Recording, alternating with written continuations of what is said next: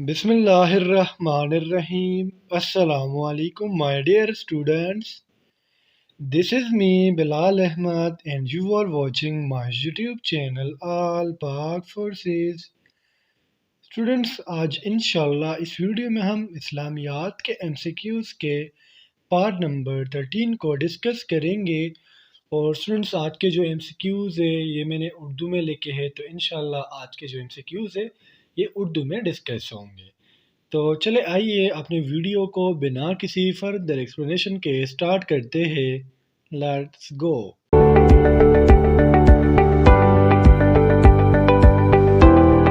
हमारा first MCQ है वादी बतहा कहाँ वाक़या है।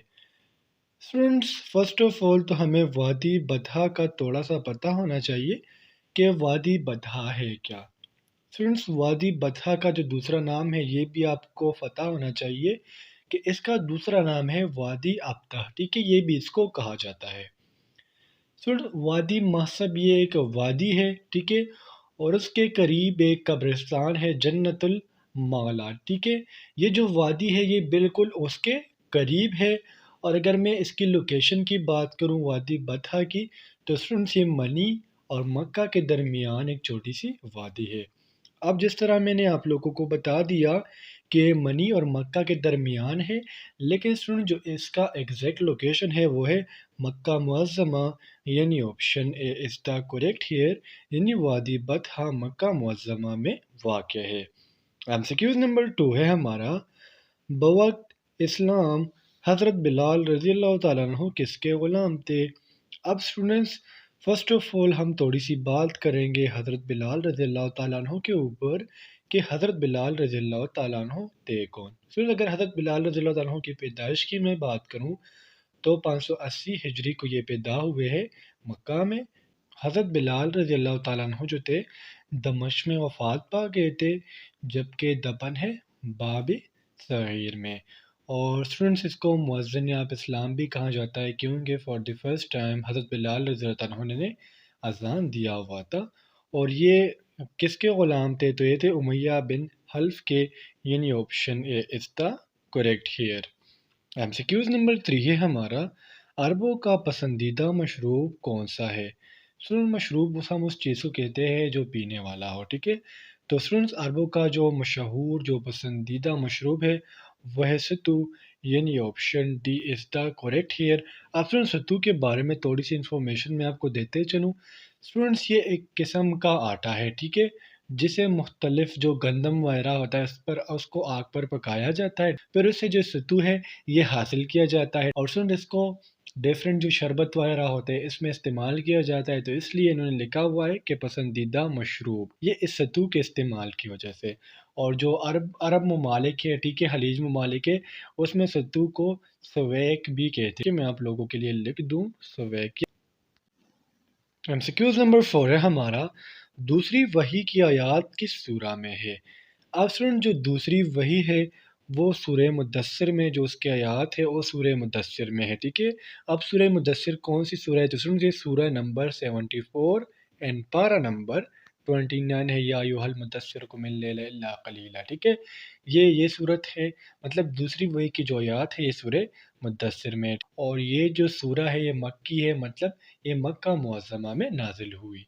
MCQs नंबर 5 है हमारा, हबशा की हिजरत अवला में औरतों की तादाद कितनी थी। तो स्टूडेंट बेसिकली इसमें जो औरतों की तादाद थी वो थी 5, और अगर हम मर्दों की बात करें तो मर्द जो थे वो इसमें 11 थे। MCQs नंबर 6 है हमारा, फ़हर किसका लक़ब था। सुन फ़हर जो है ये बेसिकली कुरैश का लक़ब था, यानी option B is the correct है। स्टूडेंट्स कुरैश जो है पहले इसको फ़हर कहा जाता था, ठीक है, लेकिन बाद में जो है ये कुरैश पर मशहूर हो गए। MCQs नंबर 7 है हमारा, 10 नबी को क्या कहा जाता है। 10 नबी को क्या कहा जाता है, तो सुन 10 नबी को आमुल हज़न कहा जाता है, यानी option B is the correct here. आमुल हज़न मतलब गमों का महीना। अब स्टूडेंट्स ये क्वेश्चन आता है कि इनको गमों का महीना क्यों कहा जाता है। तो स्टूडेंट्स इसको गमों का महीना इसलिए कहा जाता है क्योंकि स्टूडेंट्स इसमें ना हुज़ूर सल्लल्लाहु अलैहि वसल्लम की बीवी हज़रत खदीजा रज़ियल्लाहु अन्हा اور ان کے چچا حضرت ابو طالب رضی اللہ عنہ وفات پا گئے تھے، جس کی وجہ سے اس مہینے کو عام الحزن کہا جاتا ہے۔ ایم سی کیوز نمبر 8 ہے ہمارا، بیت الرضوان کس سن میں ہوئی؟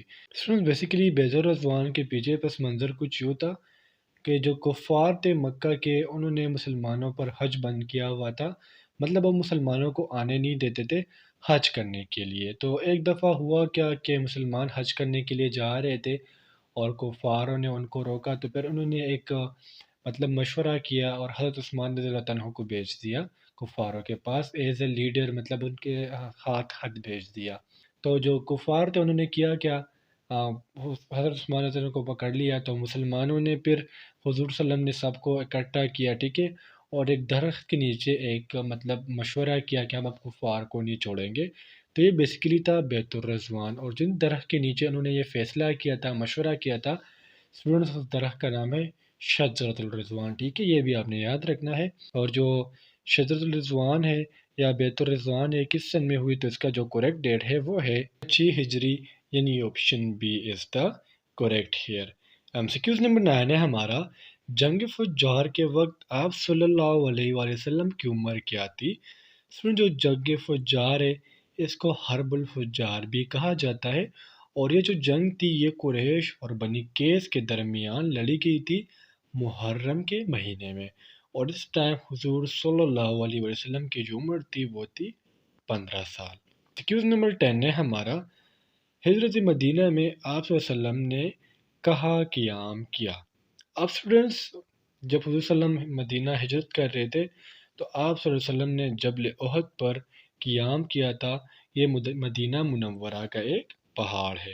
ایم سی کیوز نمبر 11 ہے ہمارا، غزوہ بدر کا سبب بنا، یعنی جو غزوہ بدر لڑی گئی مسلمانوں اور کفار کے درمیان، اس کی وجہ کیا تھی؟ تو بیسیکلی یہ تھا قریش کا قافلہ۔ ہوا کیا تھا کہ قریش کا قافلہ آئی تھنک سو مکہ کی طرف آ رہا تھا، مجھے ذرا تھوڑی سی کنفیوژن ہے، تو حضور صلی اللہ علیہ وسلم نے ان کے خلاف مطلب اپنا لشکر تیار کیا اور پھر ان دونوں کے درمیان لڑائی ہوئی، تو اس لیے ان کا جو کریکٹ آپشن ہے وہ ہے قریش کا قافلہ، یعنی option D is the correct here. غزوہ بدر کو غزوہ بدر قبری بھی کہا جاتا ہے، ٹھیک ہے، اور یہ رمضان میں لڑی گئی تھی، اس میں مسلمانوں کی تعداد 313 تھی، جبکہ کفار کی تعداد اس میں 1000 تھی۔